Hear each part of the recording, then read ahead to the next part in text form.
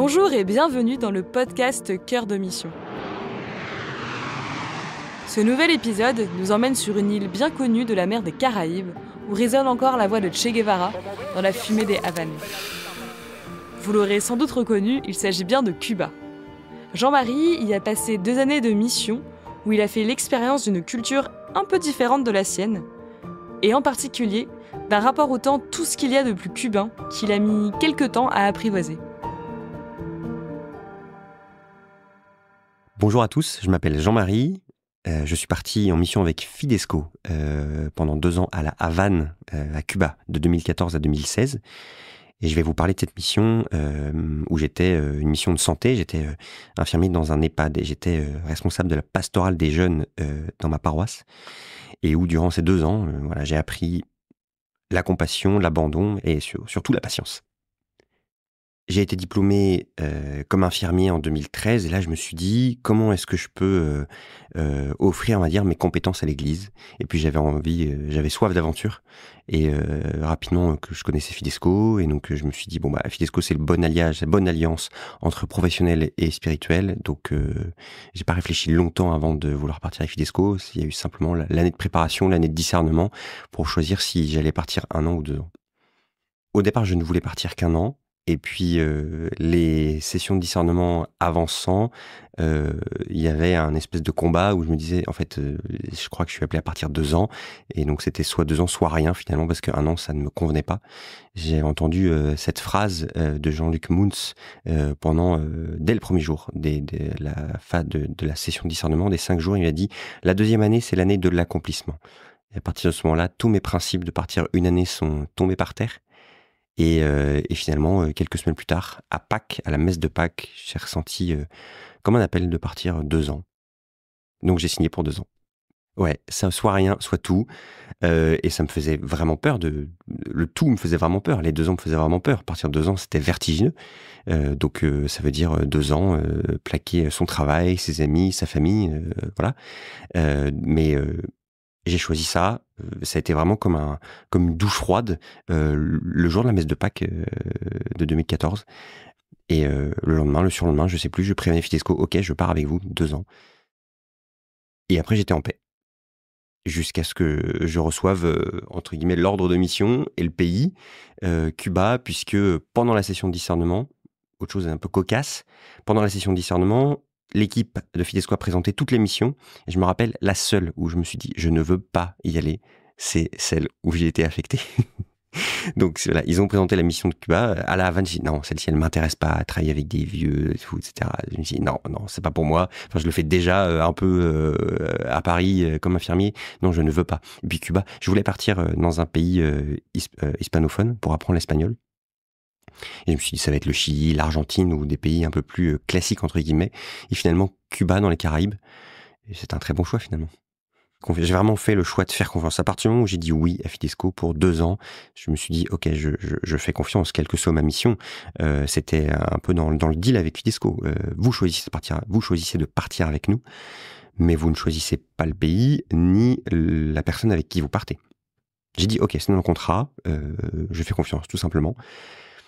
C'est sûr que ma première réaction quand on m'a appelé pour m'annoncer Cuba, j'ai dit ah, Cuba. Bon d'accord, je pars à Cuba, très bien.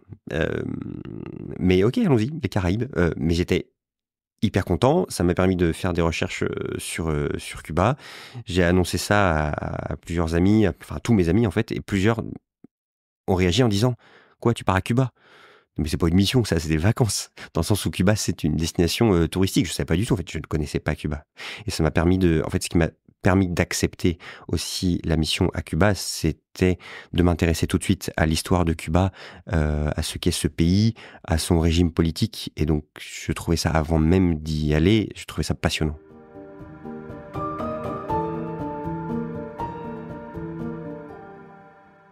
Du coup, ma mission, c'était de travailler dans un EHPAD, dans un quartier pauvre de la Havane, le quartier de Marianao, comme infirmier et aide-soignant.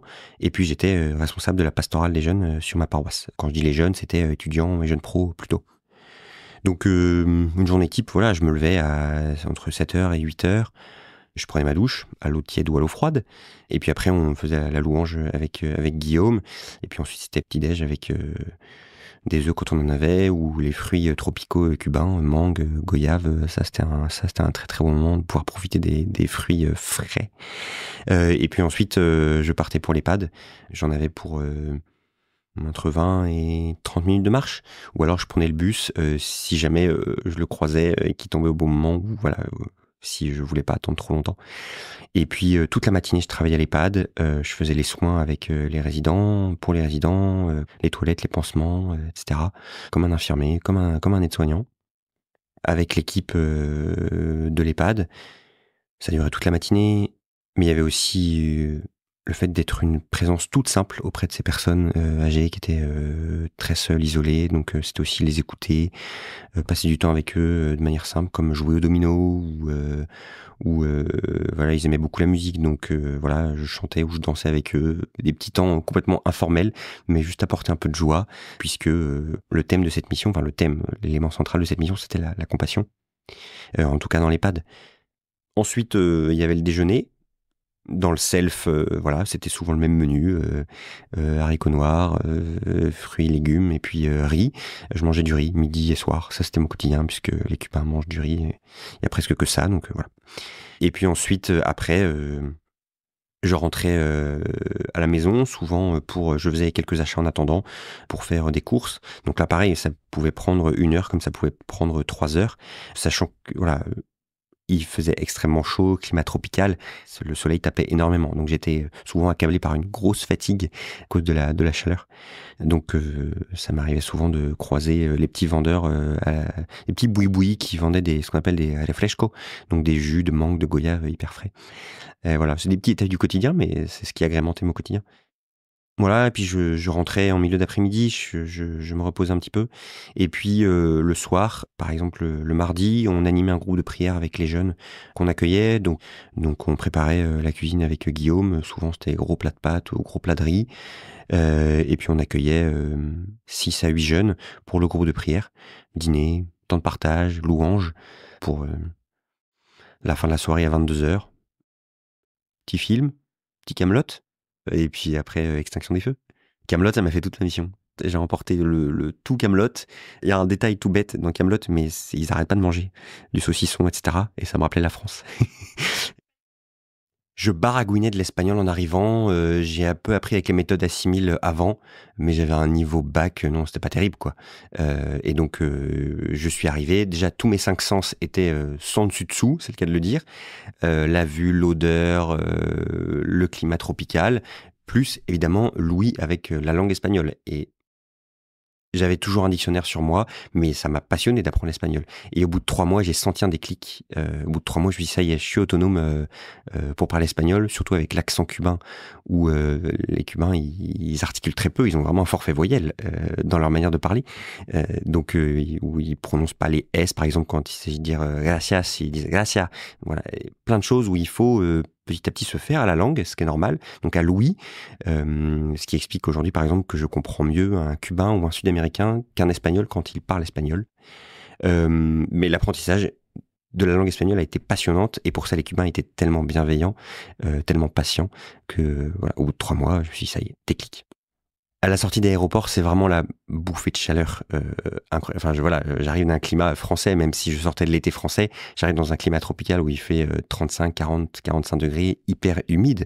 Donc, dès le début, je m'en suis rendu compte, en fait. Je prenais une douche, j'étais, c'est le cas de le dire, je transpirais, quoi. Voilà, donc après c'était les routes cabossées, les palmiers partout, la pollution, énorme pollution avec les vieilles Cadillac des années 50 ou les Lada des Russes des années 80 qui polluent énormément. Ben ça, il a fallu s'y faire aussi. Ou avant je vivais à Paris, je traversais la rue à Paris, je regardais pas par terre parce que la rue, et le goudron est plat.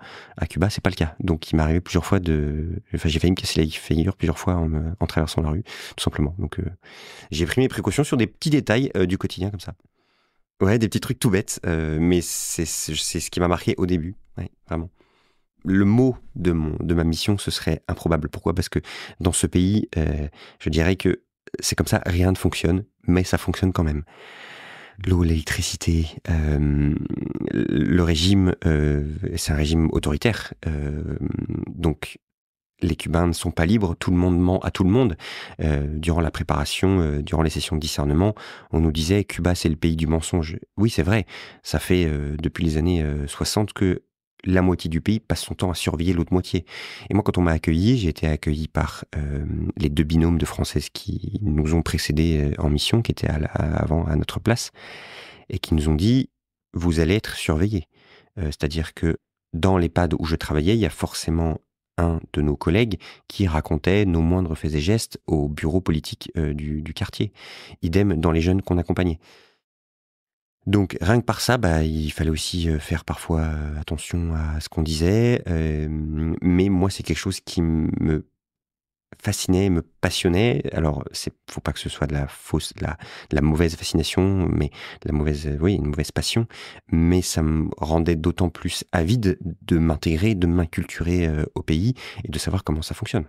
Il y a pas de vie privée. La notion de vie privée à Cuba n'existe pas, puisque tout est public. C'est un régime, on va dire, communiste. Tout est public, tout est rendu public et tout le monde pose des questions à tout le monde sur sa vie privée, qui n'est de fait plus privée.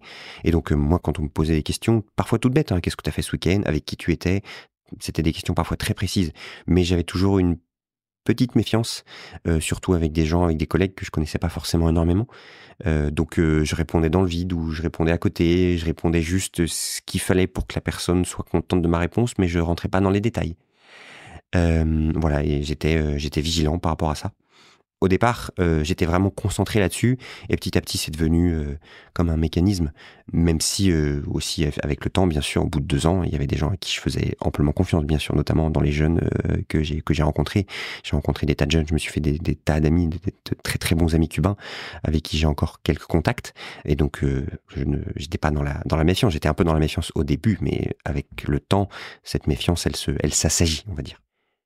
Les Cubains, dans leur pays, ils sont plus vraiment écoutés, les Cubains, depuis des décennies. Et donc, ils ont énormément besoin d'être écoutés, énormément besoin d'être accueillis. Je brouille un peu les étapes, mais quand on est arrivé, on avait un logement, mais on n'avait pas un logement périn pour la mission. On a trouvé ce bon logement au bout d'1 an. Et l'évêque nous a dit, votre mission, c'est accueillir, accueillir, accueillir. Acoger, acoger, acoger. Comme il nous a dit, je me souviens très bien de ce moment, il nous l'a dit. Et c'était pas seulement accueillir, c'était aussi écouter. Et donc, à force d'écoute, les liens se créent, la confiance se crée en même temps.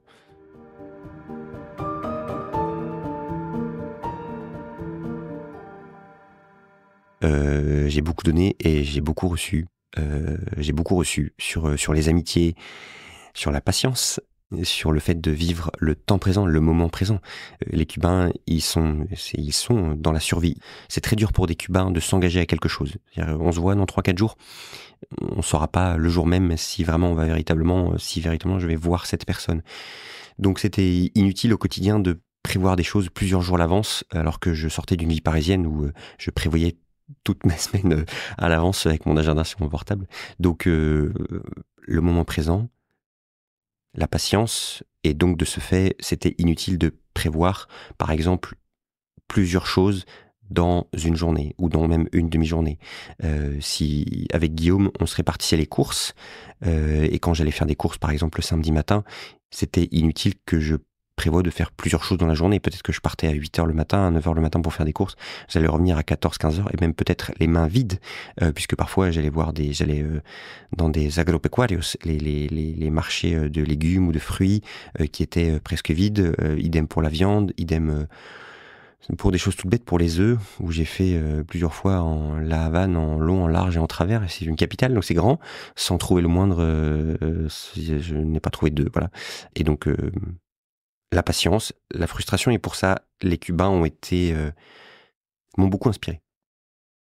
Guillaume, je ne le connaissais pas avant de partir.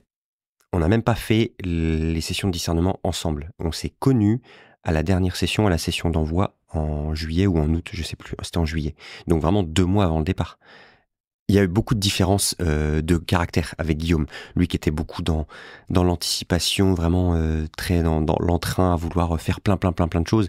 Et moi j'étais, posons les choses, ne nous précipitons pas, etc. Et ce qui fait que dans la mission, on a été hyper complémentaires, notamment quand il s'agissait de créer des projets avec les jeunes de la paroisse, puisque c'était un fonceur et il fourmillait d'idées. Et moi, j'étais très concret et dans la possible résolution ou non de ces idées. Donc, ce qui fait qu'on était très complémentaires. Et puis, on a aussi pris le pli, dès le début de la mission, de mettre en place un temps de prière commun. Et ça, c'était vraiment important. C'était un socle pour notre vie de binôme. Donc, on a fait pendant 2 ans la louange tous les matins ensemble. On commençait notre journée par ça, 15-20 minutes de louange ensemble. Et forcément, c'est une vie de binôme, donc parfois il y avait, ça frottait, il y avait des conflits, il y avait des moments où c'était super sympa. La première année, on a été vraiment très solidaires tous les deux, notamment pour trouver un logement périn à la mission. Et ça a vraiment renforcé notre vie de binôme. Et puis on s'est aperçu au bout d'1 an que on avait fait plein de choses ensemble. Et limite, on se marchait sur les pieds, quoi.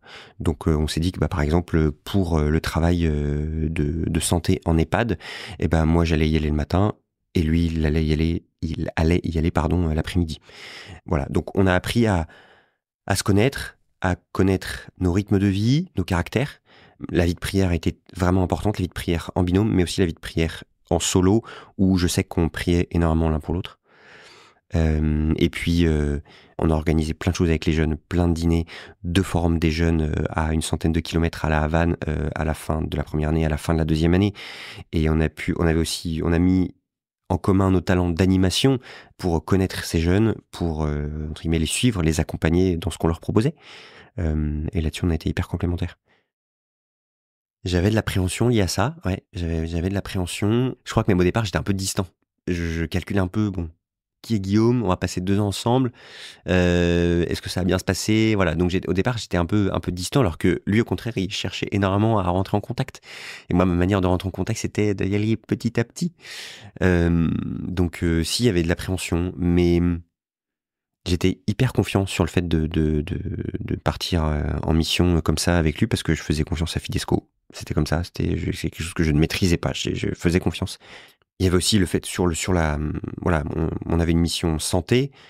Moi, je suis infirmier de formation. Lui, il est prof des écoles de formation. Donc, c'est vrai que son talent d'animation et de prof, il était vraiment utile dans la mission avec les jeunes. Que pareil, sur nos compétences, sur nos appétences, sur notre expérience, on a mis beaucoup de choses en commun. À l'EHPAD, je l'ai un peu guidé dans son approche avec les personnes âgées, puisque forcément prendre soin de personnes âgées, c'était le rapport à la vieillesse, à la nudité, au corps abîmé. Forcément pour lui, c'était des choses plutôt nouvelles, alors que moi, c'était des choses... j'étais habitué à ces choses-là, de par mon expérience d'infirmier. Donc on s'est apporté l'un à l'autre ce qu'on avait à apporter, et puis quand il y en avait un qui était un peu qui avait pas trop le moral sur, je sais pas, la distance avec la famille, avec les amis, culture française comme la nourriture, il y en avait toujours un pour relever l'autre et pour apporter sa joie au bon moment à celui qui était un petit peu moins joyeux. On n'était pas les seuls Français à Cuba. Il y avait une mission Point Cœur à la Havane.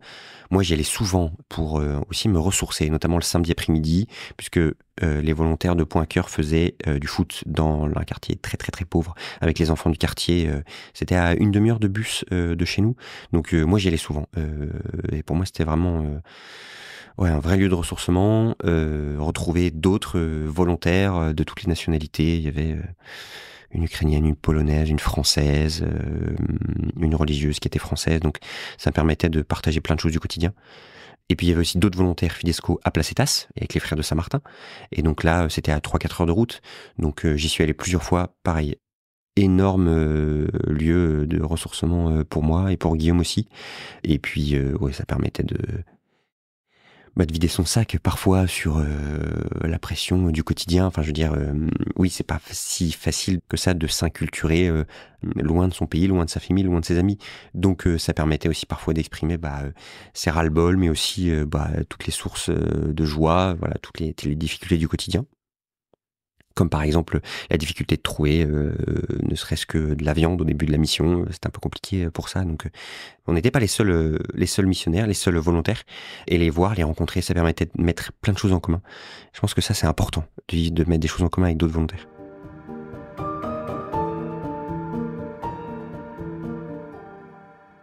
Un jour, on avait un problème avec un ordinateur qui était un membre de la communauté d'Emmanuel, et donc il fallait qu'on apporte l'ordinateur à l'évêché pour aller voir un informaticien. Donc on avait rendez-vous à 9h30, donc je vais avec Juan Francisco à l'évêché, et puis on arrive là-bas assez en avance, et puis on croise l'informaticien, on était dans une grande cour, on patientait, et on croise l'informaticien qui arrive vers 10h, 10h30, avec les bras chargés de trucs informatiques, je sais plus si c'était des écrans, etc., des écrans à l'ancienne. Et il dit, c'est bon, j'arrive, je m'occupe de vous. Voilà, il dit, ouais, il était 10h15, 10h30, 11h30, toujours rien. Et on le recroise à un moment donné, et Juan Francisco lui dit, tu sais, moi je suis cubain, donc je sais, je suis au courant qu'en fait, t'allais pas être dispo tout de suite, mais en fait, lui, il est français, la ponctualité, ça fait partie de sa culture. Et l'informaticien, il dit, ok, d'accord, mais je ne peux rien faire. Il était occupé à faire je ne sais pas quoi. Et personne ne venait nous voir, on n'avait pas d'informations. Enfin, voilà, j'étais là impuissant sur un banc à me dire, bon, bah, j'attends et je perds mon temps en fait. Je pourrais être utile à faire autre chose, ou j'ai envie de faire autre chose, j'ai envie de bouger, j'en ai marre d'attendre. Ça, c'était au bout d'un mois de mission. Et finalement, à midi, donc après 2h30 d'attente, il nous a pris dans son bureau. Il a regardé l'ordinateur de Juan Francisco et il a dit, en fait, je peux rien faire. Ok, bah on rentre. Et voilà, c'est tout, point. Voilà, 2h30 à attendre pour rien. Voilà, donc première grosse expérience au bout d'un mois de la patience où bah, j'ai attendu et frustré de ressortir parce que rien ne s'est passé. J'étais frustré et en colère. Pourquoi est-ce qu'il nous a fait attendre pendant 2h30 pour rien finalement?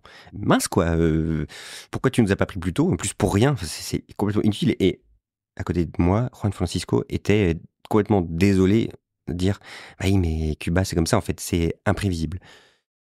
Donc j'étais énervé, je suis rentré énervé, je sais plus ce que j'ai fait.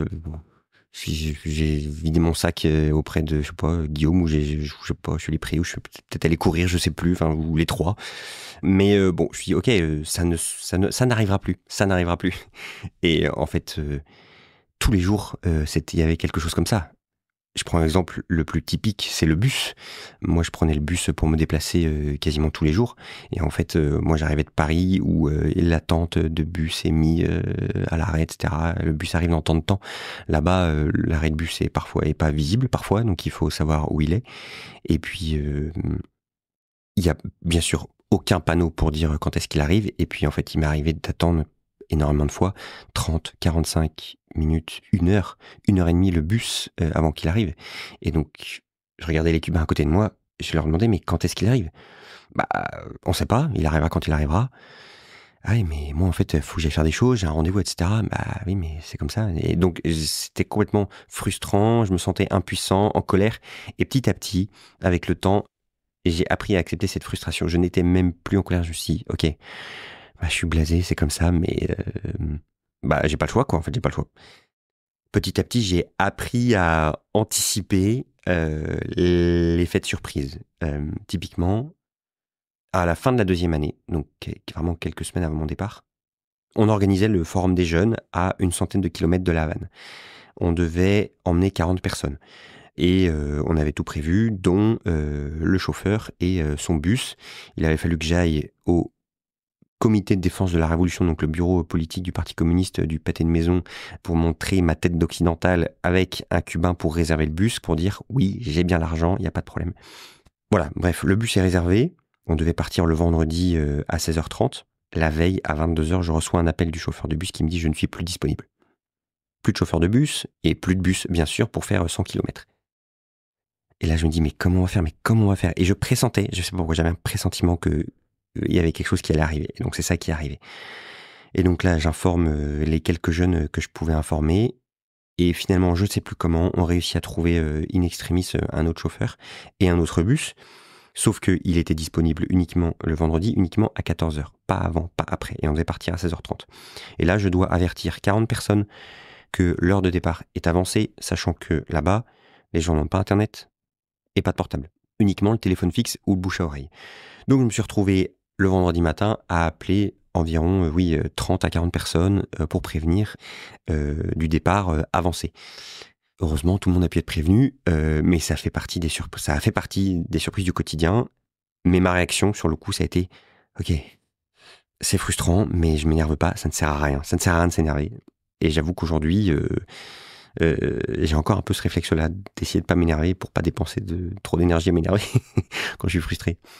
Dans un de mes rapports de mission que j'ai relu là, j'ai écrit une page avec un proverbe qui s'appelle bien à temps qui part à temps, qui veut dire bienheureux celui qui finit par attendre.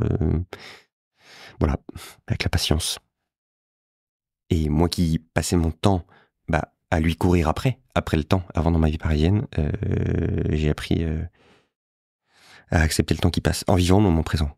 Ça rend heureux parce que j'apprends à vivre le moment présent sans m'énerver, même en attendant un bus pendant 1 heure et demie.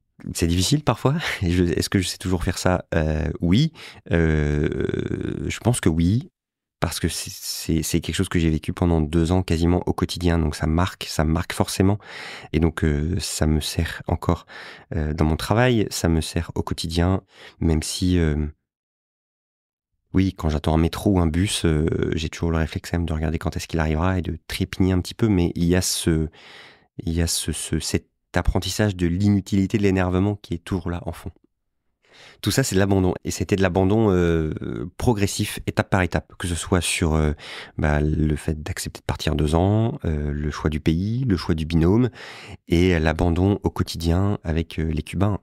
Quand je prends un bus plein à craquer à 22h le soir et que je suis claqué, j'ai qu'une envie, c'est de rentrer, et que on se serre les uns les autres, et il fait 40 degrés dans le bus, et même si dans les bus il passe de la musique, il passe de la salsa souvent, donc ça détend l'atmosphère, ça c'est hyper chouette, et que d'un coup le bus crève, tout le monde descend du bus, il faut attendre le bus suivant qui sera aussi plein à craquer, et on sait pas quand est-ce qu'il arrivera. Bon ras-le-bol, mais bon, c'est comme ça, je le prends avec le sourire. Voilà, ça fait partie des petits abandons du quotidien. J'ai eu un grand abandon au départ, et petit à petit, cet abandon, il s'est précisé au quotidien sur des petites choses du quotidien. C'est tout bête, je me répète, mais voilà. Quand je suis rentré, j'ai eu beaucoup de mal à rentrer. Disons que je me suis dit, j'ai plus vraiment envie d'être infirmier, j'ai envie de faire autre chose, j'ai envie d'avoir d'autres compétences. Ça m'a un peu ouvert les yeux sur le fait de vouloir faire autre chose qu'infirmier, parce que j'avais eu ce goût de l'aventure et de vouloir faire autre chose. C'est peut-être pas très précis, mais pendant 4-5 mois, j'ai un peu tourné en rond en rentrant. Je me suis posé la question de la vocation, voilà, j'ai recherché aussi là-dessus. Voilà, et puis finalement, au bout d'1 an, après être rentré, j'ai recommencé un master de gestion de projet dans l'action sociale. Et c'est Cuba qui m'a donné le goût de vouloir faire autre chose que je faisais avant. En tout cas, ça m'a donné l'impulsion, ça m'a donné l'énergie, ça m'a donné la dynamique. Et professionnellement, aujourd'hui, je ne suis plus infirmier, je travaille toujours dans le domaine de la santé, mais je travaille pour une association qui s'appelle Au Captif la Libération. Donc c'est toujours en quelque sorte une manière d'être missionnaire pour l'Église. Et puis dans mon approche de la compassion. C'est ce que j'ai retenu, c'est ce que j'ai dit aux Cubains en partant. Cuba m'a appris la compassion. Quand j'étais formé comme infirmier, les formateurs nous disaient ne travaillez pas avec compassion auprès de vos patients, parce que sinon vous allez souffrir. Mais petit à petit, en travaillant en France, je suis devenu indifférent à la souffrance, pas à la douleur physique de la personne, mais à sa souffrance. À tel point qu'en partant à Cuba, j'avais enchaîné une année où j'ai travaillé en réanimation, en EHPAD, j'avais enchaîné les deux. Mais vraiment, je suis parti indifférent à la souffrance. Ça a complètement me braqué, quoi. Il y a eu du changement à Cuba par rapport à ça, où j'ai appris à approcher, à créer du lien avec la personne, avec compassion. Et ça, c'est aussi ce qui a fait que je n'ai plus voulu travailler comme infirmier dans un service hospitalier. Voilà, donc j'ai les fruits. Il y a eu la patience dont j'ai déjà parlé. Il y a cette compassion.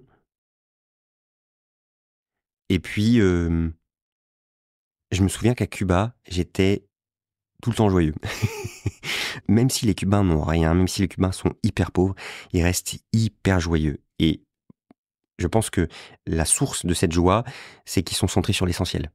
Ils se réjouissent tellement de peu de choses, et j'ai appris à me réjouir de peu de choses. À regarder d'abord ce que j'ai et pas ce que je n'ai pas. Et ça, c'est toujours quelque chose qui est parfois difficile, mais que j'essaie toujours de mettre en œuvre. Je me suis quand même mangé des tartes au départ en arrivant, parce que j'avais une formation d'infirmier où tout est, voilà, comme je l'ai dit, tout doit être protocolisé, tout doit être propre, il y a des mesures d'hygiène, etc. Avant de partir, on nous a dit, à Guillaume et moi, vous allez avoir la gale, c'est sûr. Il y a la gale dans l'EHPAD où vous allez travailler. En France, un établissement où il y a la gale, cet établissement ferme le temps que ce soit résolu. Dans l'EHPAD où je travaillais, les résidents, ils n'ont pas de change, ils n'ont pas de couche. Donc en fait, parfois, ils font sur eux, sur des fauteuils roulants qui sont vieux de 30-40 ans, complètement rouillés. Et moi, je suis arrivé là-dedans en disant, mais c'est pas possible de travailler dans des conditions pareilles. Donc je l'ai dit au médecin-chef, j'ai dit à l'infirmière avec qui je travaillais. Et ils l'ont mal pris quand même, parce que durant le premier mois, j'ai quand même essayé de leur faire des leçons. Comme le fait que là-bas, il manquait de ceinture. Détail tout bête, il manque de ceinture. Donc avec quoi ils font des ceintures? En faisant des nœuds avec des compresses. Ils roulaient des compresses sur elles-mêmes, ils faisaient des nœuds, et donc à force de faire des nœuds, ça faisait tout le tour de taille de la personne du résident. Je dis, mais c'est pas possible, on va trouver des ceintures, puis vous avez des ceintures, là on va donner des numéros sur ces ceintures, puis on va les distribuer aux résidents pour que chaque résident ait la même ceinture chaque jour, parce que c'est pas possible. Ça a marché une journée. J'ai essayé de mettre en place un protocole, ça a marché une journée, non, parce que c'est tellement... il manque tellement de tout qu'ils inventent chaque jour de nouveaux processus pour arriver à leur fin. En France, je travaillais beaucoup seul. À Cuba, j'ai travaillé beaucoup en équipe. Et donc, c'est aussi ce qui a tout changé. En France, j'étais très autonome, donc je faisais à ma manière, même si tout est protocolisé. À Cuba, j'ai travaillé en équipe et il fallait que je travaille comme un Cubain. Il fallait que j'apprenne à penser en cubain pour les Cubains. Et ça, c'est ce qu'ils appelaient, eux, la cubanisation, ce qu'on appelle chez Fidesco l'inculturation, et ça a mis 8 mois. Et je me souviens très bien de ce moment où je faisais les courses un matin, je sais pas pourquoi, je me souviens très bien de ce moment, je suis dans la rue, il fait chaud, il y a du bruit, il y a de la pollution, voilà. Et d'un coup, j'ai senti un déclic, je me suis dit, j'ai l'impression d'être chez moi, ça y est, parce que j'ai quasiment arrêté de m'énerver à cause du bruit, à cause du fait que les Cubains mettent des plombes à tout faire. Voilà, je me souviens très bien de cette matinée-là où j'étais allé acheter des fruits et des légumes. Forcément, je suis un Européen français, donc les Cubains le voient, donc potentiellement j'ai un peu plus d'argent. Donc pour les fruits et légumes, on se faisait un peu avoir à chaque fois pour la vente au kilo. Bon, il y avait plein de choses sur lesquelles j'arrêtais un peu de me battre. Et je me souviens très bien de cet instant où je me suis dit, waouh, en fait, ça y est, je crois que j'arrête de lutter pour penser comme un Cubain, ça y est, je pense comme un Cubain. Un autre détail aussi, c'est que c'est un régime communiste, donc voilà, pas capitaliste, donc il n'y a pas de publicité. En France, il y a de la publicité partout. On va dans le métro, on va à l'extérieur. On est assailli, nos yeux, notre regard est assailli de publicité en permanence. À Cuba, ce n'est pas du tout le cas. Il n'y a rien du tout. Les seuls slogans qu'il peut y avoir, c'est pour la révolution. En fait, je me suis senti tellement tranquille pendant ces 2 ans par rapport à ça que ça a été le retour par rapport à ça. Quand je suis rentré, était violent. Enfin, waouh, en fait, il y a de la pub, il y a plein de choses partout. Nos yeux, notre regard est assailli de plein de choses. Et donc, parfois, j'essaye de me concentrer uniquement sur dans le métro, de pas regarder, je pense à ça. Encore une fois, je pense à Cuba dans des petites choses du quotidien, devant les pubs, dire attends, à Cuba, t'étais tranquille, t'étais en paix, et essaie de te forcer même quelques secondes à être dans le moment présent et pas regarder les pubs. Voilà. Finalement, Cuba, c'était bien. Finalement, Cuba, c'était très bien. C'était improbable, mais c'était bien. La mission, elle change tout. La mission, elle change tout, mais en bien, je dirais. La mission, déjà, elle donne l'audace. C'est audacieux de partir en mission pendant 2 ans. C'est non seulement audacieux de partir pendant 2 ans, mais c'est aussi audacieux de rentrer et d'avoir l'audace de mettre dans son quotidien et au service de son quotidien ce que la mission nous a apporté. Et c'est ça que je trouve absolument génial. On vit la mission. J'ai vécu la mission à fond pendant 2 ans. Je la vis encore à ma manière, d'une autre manière aujourd'hui. Quelque part, c'est jamais terminé. Et puis, quelle aventure de devoir s'inculturer dans un pays qui n'est pas le nôtre, avec une culture différente. Oui, parfois on en bave, mais en fait, finalement, c'est de la bonne bave, en fait. Improbable.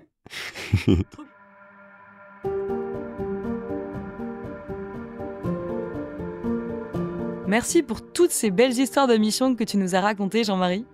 On retiendra ce tissage d'improbabilité, de patience et d'abandon qui a fait ta mission en terre cubaine. Et surtout, on retiendra que pendant ces 2 années, tu en as pas mal bavé, mais que c'était de la bonne bave, n'est-ce pas ? Si ce podcast vous a plu, je compte sur vous pour vous abonner, pour nous mettre 5 étoiles, mais aussi pour nous soutenir en commentaire. Et pour plus d'histoires de mission, rendez-vous sur notre site et sur nos réseaux.